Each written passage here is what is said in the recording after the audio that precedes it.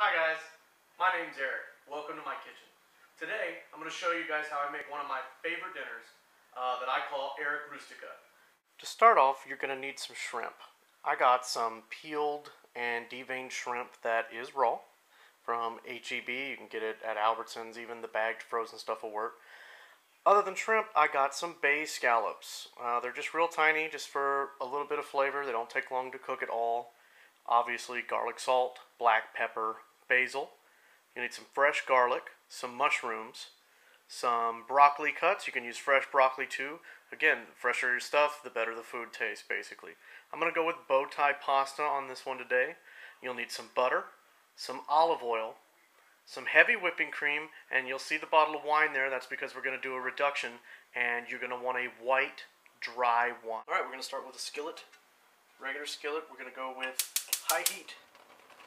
Take some olive oil and just throw that down, light, not a whole lot. And that is going to be the start of what we are going to saute to begin with. If you don't know what sauteing is, it's just a fancy word for throwing a little oil in there so your things don't stick. And, you get it, mix it around a little bit. You can tell when it's hot because it'll kind of start to, it moves. Think like Terminator 2. You see that, and then we're going to take garlic, throw some fresh garlic in there. And that was my clove. I just cut it up, no big deal. I'm going to wait for that to sizzle. And see, it's already starting. Only takes a second. And then from there, we'll take our mushroom, throw our mushrooms in there. I like mushrooms. Mushrooms go good with this, so I'll throw a little bit more. Just kind of give that a quick little stir. We'll do a little bit of garlic salt for good measure. If you notice, I don't measure anything. You watch those cooking channels, and the one thing I never see them telling people to do is taste the food. Taste it at every point. That's all you got to do to know if your meal is going to come out good or not. I'm going to throw a little bit of basil. This isn't fresh stuff, just out of a can. The fresh stuff's always better, and again, fresher ingredients, better flavor. Once everything's kind of shrunk about half size, that's a good time to put your next couple of ingredients in. And for this, we're going to go right to the meat. So I'm going to start off with some bay scallops. Toss those in. At this point, luckily I got a clean stove. Just stir these around. Scallops don't take long to cook. You can see that they start out kind of a raw color, and they very quickly turn white. And once they become a little tough and basically a nice shade of off-white all around, you know that they're pretty much done, and they can start to get tough. So once I got those in and mix them around, next I'm going to go with my shrimp. The shrimp I got today, I was feeling a little lazy, and if you can find it, find fresh, already deveined and peeled shrimp. It'll save you a lot of heartbreak at the end of your day. You can tell they're raw because they're kind of blue and white. So you go to your store and you see that they look orange or red, that means they're pre-cooked shrimp. So when you get this kind of raw, zombie-looking shrimp, that's how you tell that it's raw and it's fresh. And again, shrimp is another thing that takes only a second, and they start to cook very quickly. You can see that it's raw on this side. If I flip that over, it's already starting to turn red. A good thing to do at this point, when you've got them in, everything's good, turn your heat down a little bit. We're not trying to fry these things. We're just trying to initially get the heat hot enough to saute the vegetables. That's been done. We don't want to overcook anything too quickly, so you turn the heat down. And once you get your shrimp kind of spread out and good, take a second and go open up your bottle of wine, because that's going to be the next thing that's coming in this thing. And this is the guts of the sauce. All of this right here. And all of this is going to go over that bow tie pasta. And so, just before they finish getting cooked is when I like to take my wine. I went with the Barefoot Landing, the Southern Block. I'm horrible at pronouncing wine names, so you tell me. Basically, I chose this because it's white and it's dry, and I want the dry wine. So, I'm just going to pour that wine all into this thing.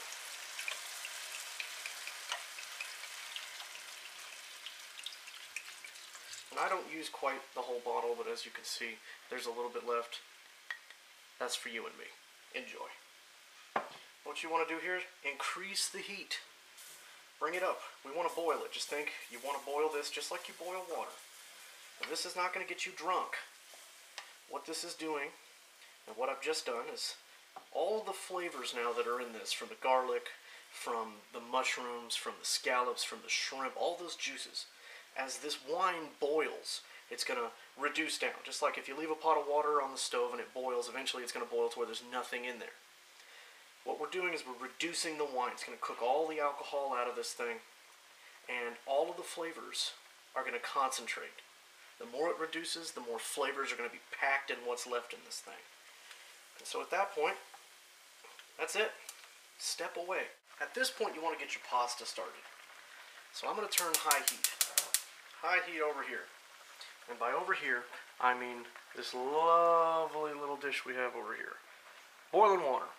I know, it's elaborate.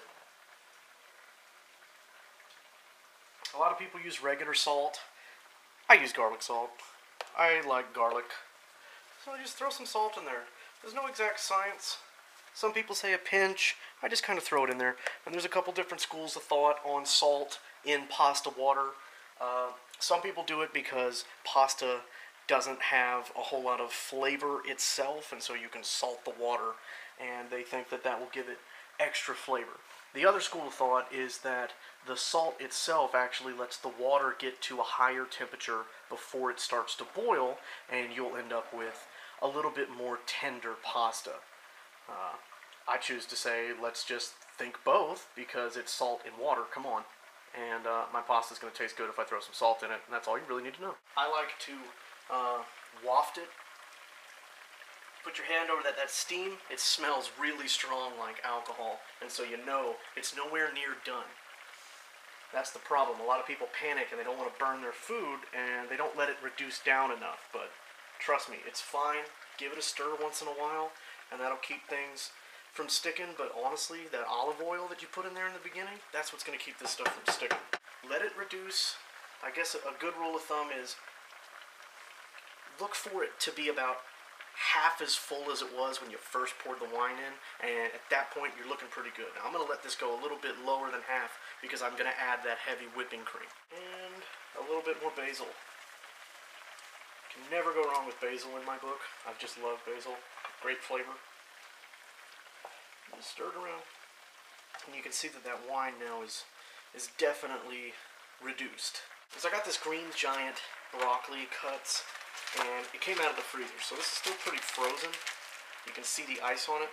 I'm going to throw it in. I'm just going to take it right out of the bag. I'm not going to steam it, and I'm just going to throw it in the pot, because I'm already reducing the liquid out of this thing, so a little extra water isn't really going to do anything to this.